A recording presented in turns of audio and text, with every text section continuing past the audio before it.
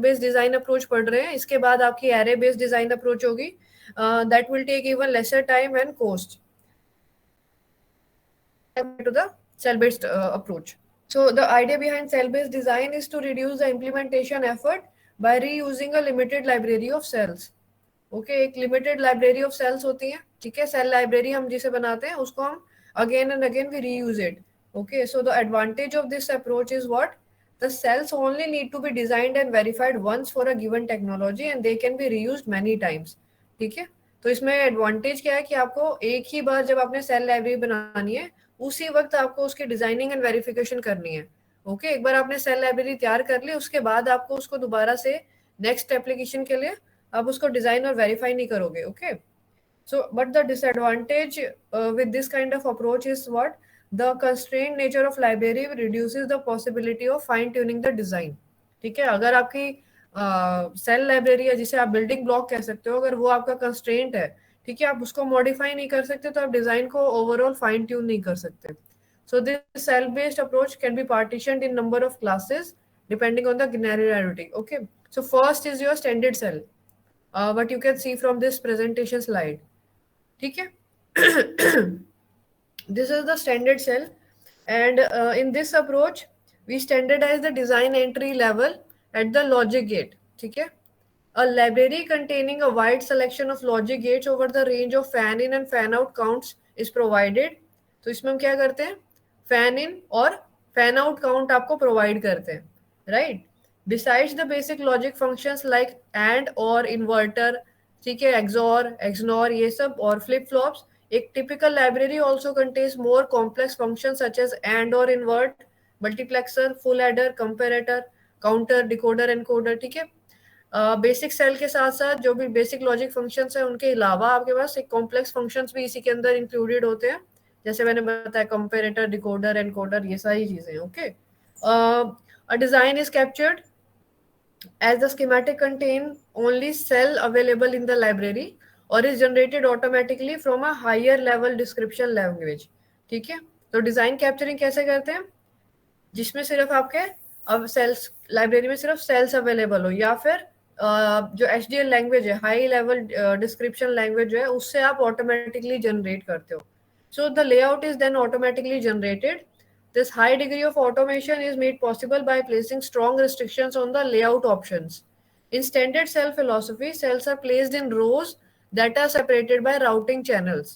ठीक है, ये जो आपको यहाँ पे फिगर में दिख रहा है, ये जिसको सेल हम कह रहे हैं, दिस इज लॉजिक सेल. ठीक है, ये जो आपके लॉजिक सेल्स है, ठीक है, ये एक रो में प्लेस्ड होते हैं और एक रो दूसरे से सेपरेट होती है फ्रॉम वाया राउटिंग चैनल.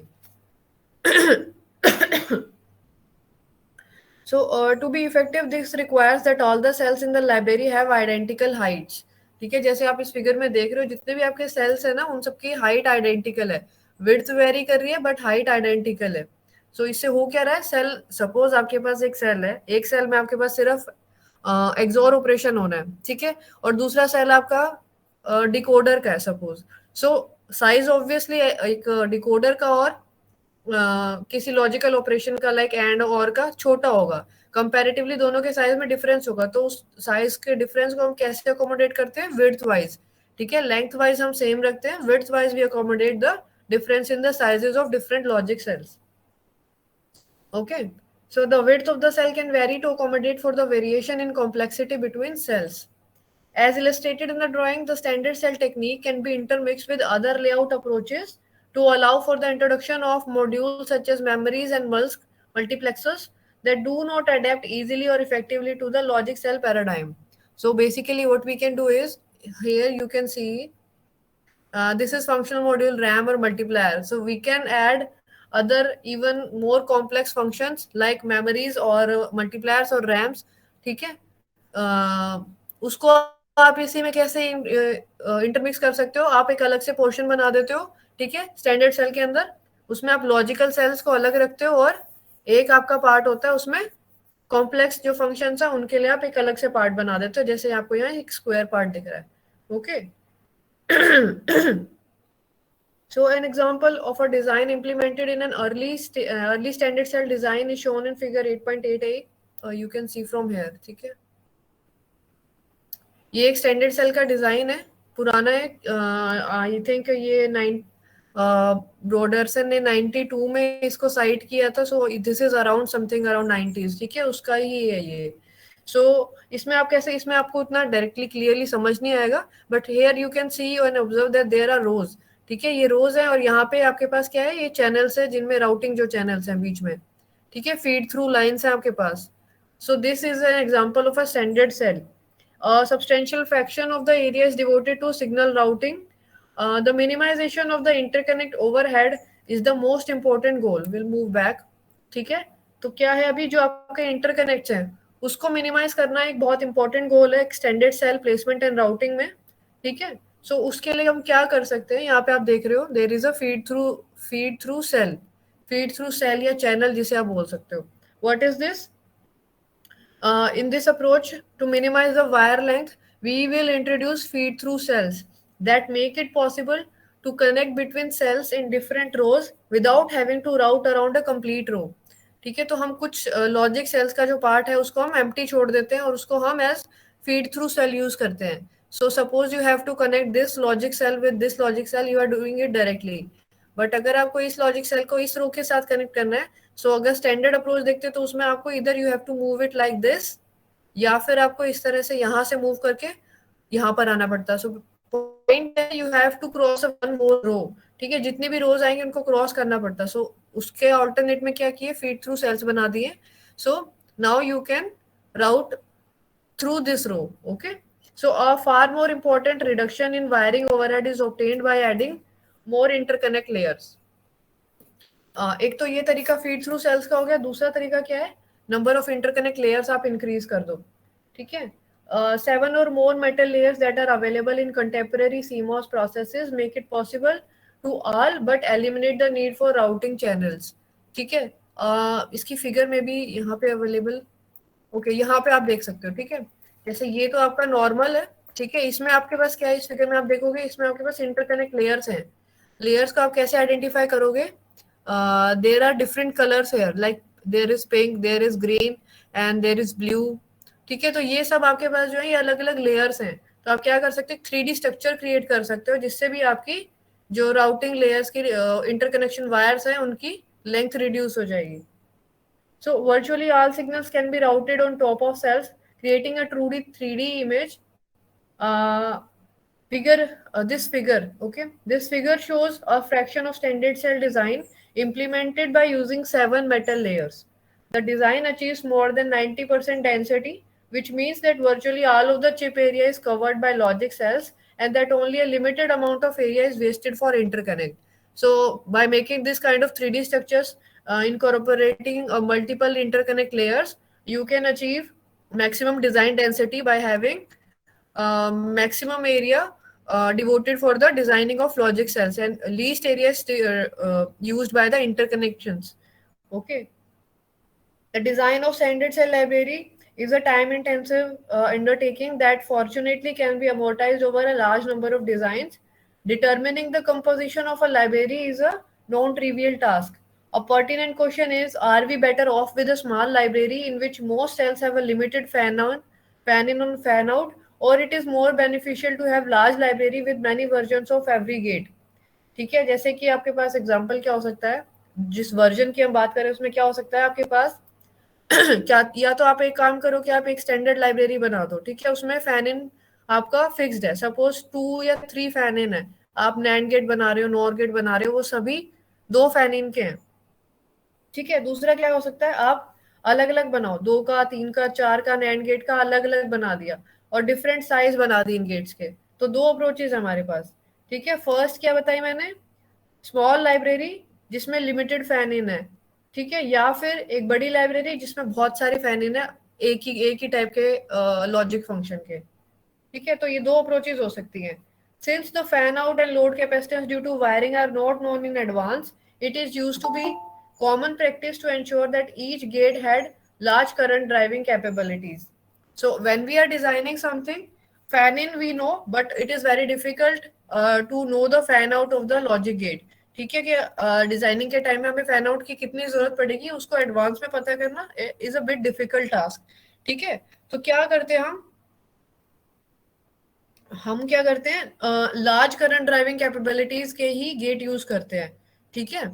मतलब उनकी इतनी कैपेसिटी होती है कि वो दूसरे आगे अपने जो उनसे आगे फर्दर कनेक्टेड लॉजिक फंक्शंस है, लॉजिक गेट्स है, उनको ड्राइव कर सके, right. So while this simplifies the design procedure, it has a determinantal effect on area and power consumption. तो इसका एक डिसएडवांटेज क्या हो गया, एरिया और पावर कंजप्शन इंक्रीज हो गया, क्योंकि सभी लॉजिक गेट्स की ड्राइविंग कैपेबिलिटी को इंक्रीज करने की जरूरत नहीं है। जो जिसमें जरूरत है सिर्फ वहां होना चाहिए, बट हम अभी क्या कर रहे हैं, हम सबकी ड्राइविंग कैपेबिलिटी को इंक्रीज कर रहे हैं, तो उससे एरिया और पावर कंजप्शन इंक्रीज हो रहा है, ठीक है। So today's library employ many versions of each cell size for different driving strength. तो आजकल हम लोग क्या करते हैं, इस चीज से बचने के लिए हमारे पास लाइब्रेरी में बहुत सारे वर्जन होते हैं हर सेल के, ठीक है। उनका साइज डिफरेंट होता है, ड्राइविंग स्ट्रेंथ अलग अलग होती है, परफॉर्मेंस अलग होती है, पावर कंजप्शन अलग होती है, ठीक है। अगर हमारे पास मेमोरी मॉड्यूल है लाइब्रेरी में, तो हम बहुत सारे मेमोरी मॉड्यूल्स यूज करते हैं जिनके अंदर डिफरेंट डिफरेंट, सपोज मेमोरी होगी, पावर कंजप्शन अलग होगी, एरिया अलग होगा, तो उस हिसाब से हमने सब डिवाइड कर रखा है अपनी लॉजिक फंक्शंस को। तो जैसी जैसी रिक्वायरमेंट होती है उस हिसाब से हम लोग उन पर्टिकुलर लॉजिक सेल्स को यूज कर लेते हैं। It is left to the synthesis tool to select the correct cells given speed and area requirements. So ये टूल के ऊपर आप डिपेंड, टूल पे ये डिपेंडेंट होता है what kind of cell it wants for a particular speed and area. So to make the library-based approach work, a detailed documentation of a cell library is an absolute necessity. ठीक है? Yes.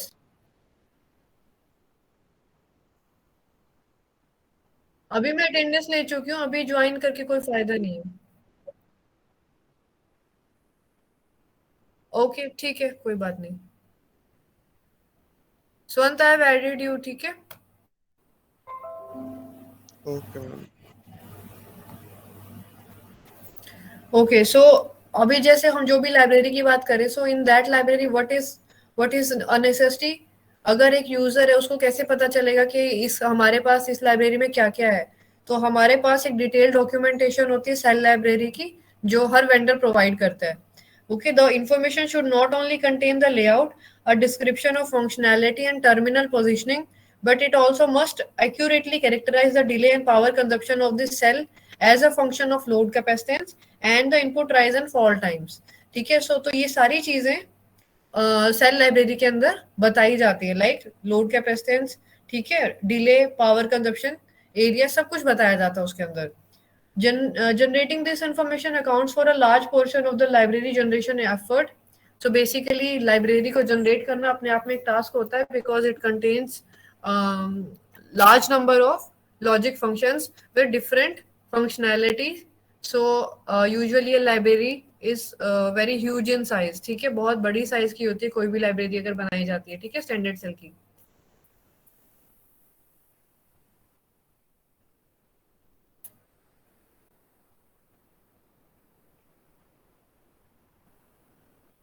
तो the standard cell approach has become immensely popular, ठीक है, ये approach काफी popular हुई थी, and it is used for implementation of virtually all logic elements in today's IC. The only exceptions are when extreme high performance और low energy consumption is needed, ठीक है। अगर आपके पास बहुत ज्यादा हाई परफॉर्मेंस रिक्वायर्ड है या फिर आपके पास extremely low energy consumption requirement है, उस केस में आप स्टैंडर्ड सेल अप्रोच यूज नहीं कर सकते। अदरवाइज, या फिर आपके पास कोई बहुत ही ज्यादा स्ट्रक्चर स्पेसिफिक आपको डिजाइन करना है, ठीक है, उस केस में भी लाइक कुछ मेमोरीज होती हैं जो बहुत ज्यादा स्ट्रक्चर स्पेसिफिक होती है, उस केस में भी आप ये स्टैंडर्ड सेल यूज नहीं करते। Otherwise you can use standard cell approach in most of the applications. The success of standard cell approach can be attributed to a number of developments including the following. दो आपके पास points है इसके अंदर। First is your increased quality of the automatic cell placement and routing tools, ठीक है। इसमें क्या है, जो आपके प्लेसमेंट और राउटिंग है उसके लिए आपके पास कैड टूल्स हैं, उनको यूज करके आप स्टैंडर्ड सेल से आप कोई भी फंक्शन इंप्लीमेंट कर सकते हो। This is in conjunction with the availability of multiple routing layers, and in fact it has been shown in a number of studies that the automated approach of today rivals if not surpass manual designing for complex irregular logic circuits।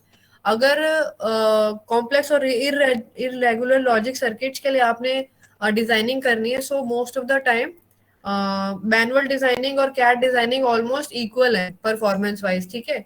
So this is a major departure from the couple of years ago when automated layout carried a large overhead.